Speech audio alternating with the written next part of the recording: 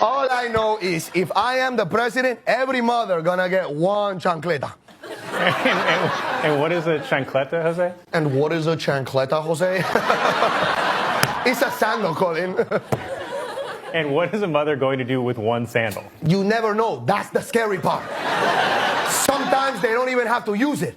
They just show it, send a message, and they put it away.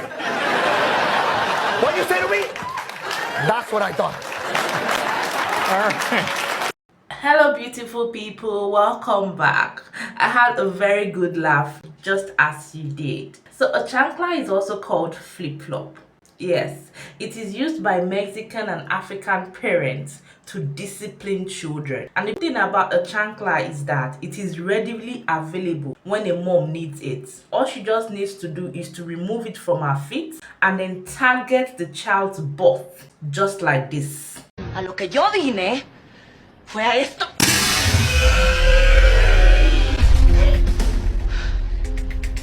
African parents use more than flip-flop for that child that is nasty. An African mother can use spatula, turning spatula. An African mother can use broomstick. We're terrorized with a lot of stuff while growing up. Let me digress a bit. You tell me, were you terrorized by a chancla?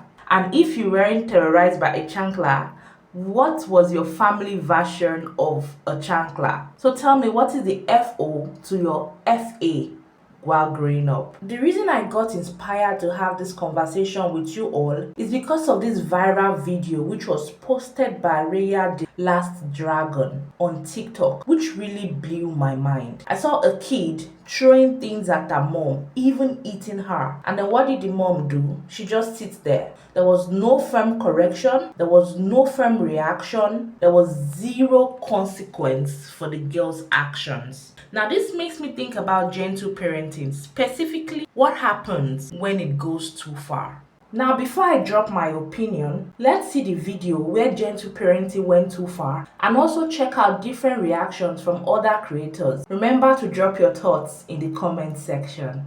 Let's get into it. Hey. What? Can you use your inside voice? No! We don't need to yell. Hey, no, hands are not for hitting. We don't throw stuff. Let's be nice. I want to go inside. Well, we can go inside when you're ready to be nice. Hands are not for hitting.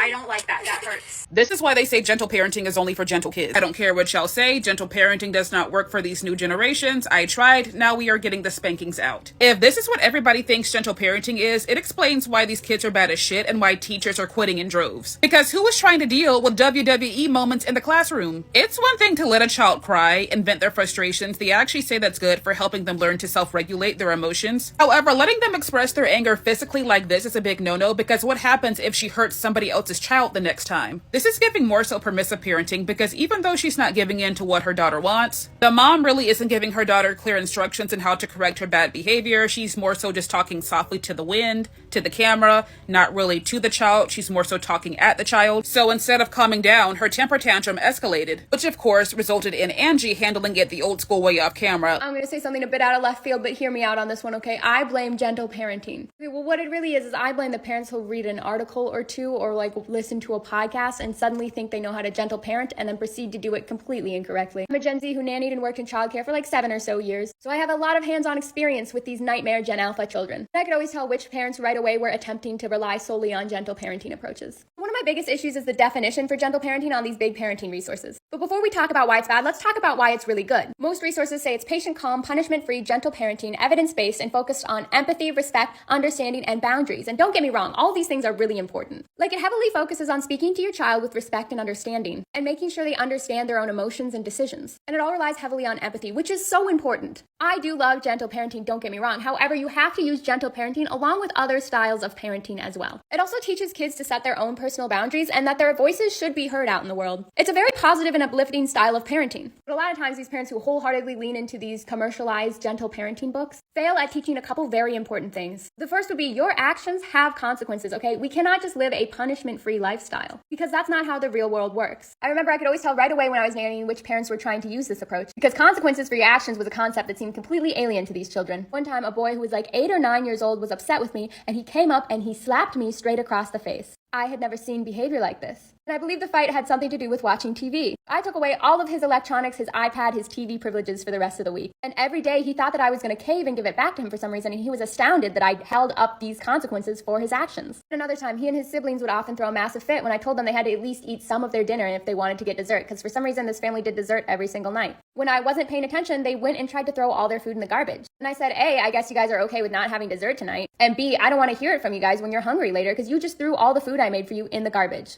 Then they started complaining about being hungry later that night because they genuinely thought I was still going to give them dessert for whatever reason. And I said, no, you guys can go make yourselves some real food, but I told you there's not going to be dessert tonight if you didn't eat your first meal. And the more I set these boundaries and patterns, the less issues we were having with dinner every night. And it always felt really nice to hear the parents commenting how the kids were just genuinely behaving better. And this also ties into another huge issue we're seeing from teachers in schools who are just up and quitting their job after a lifetime of loving teaching, which is a failure of respect for authority being taught. Now, hear me out. I am all on board with if someone doesn't respect you, then you do not have to respect them, right? But naturally, when you go in at first, you should always, at least at the beginning, respect your teachers, respect your nannies, your babysitters, whoever. And I really like the way that this article phrased it. They said that 2 important things that parents need to communicate with their children is first, you are the center of my world, and second, you are not the center of the world. And they claim that gentle parenting kind of leans into that first one too hard and fails to communicate the second properly. And this is what we saw in that episode of the Kardashians this week. Kim was doing a really amazing job making sure that North knew that her voice was important and heard. But she was completely failing at using gentle parenting to guide her into seeing that her voice wasn't the only voice that mattered there. A more effective approach would have been to sit North down and tell her, hey, your voice is very important here and we all respect and are kind to your voice. But you also have to understand that other people's voices are important too and you need to respect and be kind to their voices. And if you can't be respectful to us in the same way that we're all being respectful to you, well then we can't have you here. You need to treat others the way that you want to be treated. Because being at this fitting right now is a privilege for you. And if you can't respect the rules, then you don't get to have this privilege. Because realistically, North decided it was just way more fun to be rude to people. And if you don't have any consequences for these actions, then there's really no incentive for her to start being nice to people. Because to her, being rude was way more fun. And this would have been a great punishment that doesn't actually harm anyone, but teaches them real world consequences for their actions. Now granted, this is no shade to Kim. We don't know what goes on behind closed doors, and this may have been a conversation they had off camera. This was just a really good example we can all see live in action.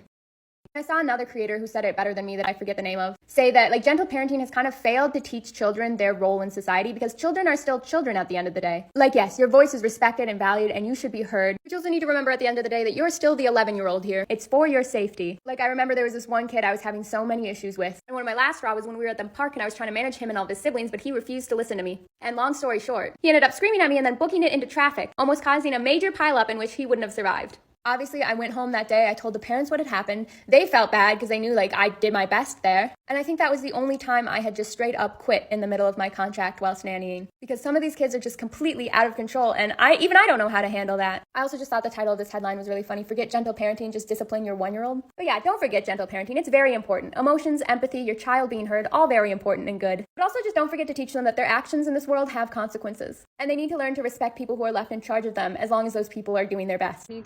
Hey, no, hands are not for hitting. Hands are not for hitting. Gentle parenting is not for every child.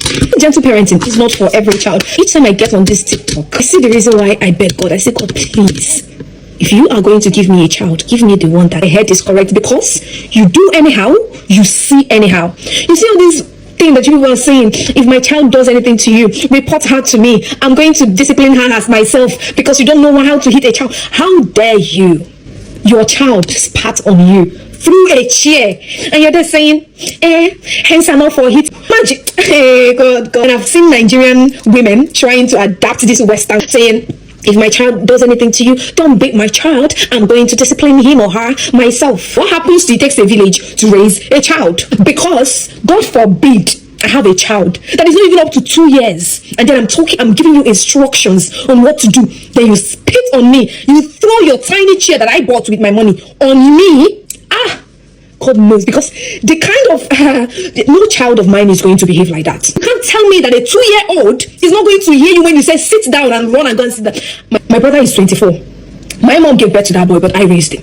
Even at 24, I am 26. If I say sit down, he goes to sit down. Then a 2-year-old somebody that I breastfed, probably still breastfeeding, and we tell you go and sit down and say, no, mommy, no.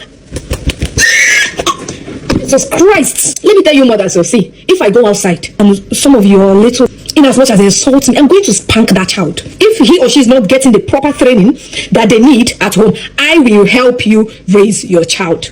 Gentle parenting is not for all children. It's not for all kids. There are kids that were born to be gangsters.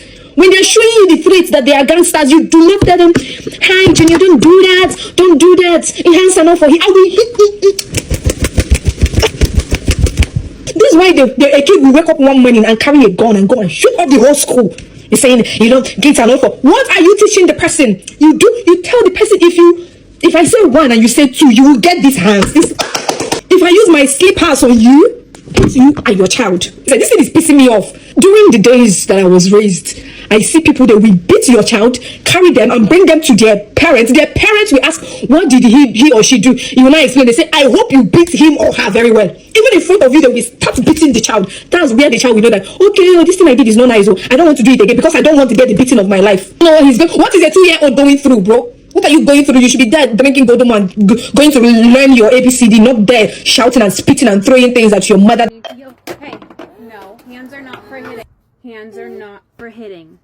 Gentle parenting does not work. Gentle parenting wants to be authoritative parenting so bad, and authoritative parenting would never allow a child to hit, scratch, grab objects and hit their mom in the head with it. Being gentle in these moments is not appropriate because you have been gentle and it's only getting worse. So you need to be stern and show them that what they are doing is not okay. I mean, unless you want to get phone calls from the school, from the teachers, be talked about by other kids' parents because your kid doesn't keep their hands to themselves, they hit, they scratch and throw things in the classroom, because what your daughter does at home, she will definitely do in the classroom. Maybe you repeating that hands aren't for hitting, hands aren't for hitting, probably isn't working, so probably give her other options. Do you want a pressure hug? Do you want to bite into a pillow? Do you want to squeeze something? Like, instead of hitting your mom. Gentle parenting is trashy parenting. Be so for real. Hey, no, hands are not for hitting. That video dysregulated me. I had to take myself outside. Mom, are you okay over there? You want to blink twice if you need help? I know you believe that you're gentle parenting because there's no punishment, you're remaining calm, and you're being patient, but you've forgotten to set boundaries and there's no respect. This would be a perfect example of permissive parenting or passive parenting. A missed opportunity here for gentle parenting would have been when you said no hitting, it would be to grab her arms at that time and put them physically at her side to show her this is the boundary to say no hitting. You are not allowed to raise your hand to anyone else. Violence is not the answer. She's not able to tell you how she feels, but you have to remember, if adults aren't rational when they are upset and when they're feeling escalated, what would make you believe that a child is going to be rational? When she got up and she threw the chair, that just showed me she is completely unhinged.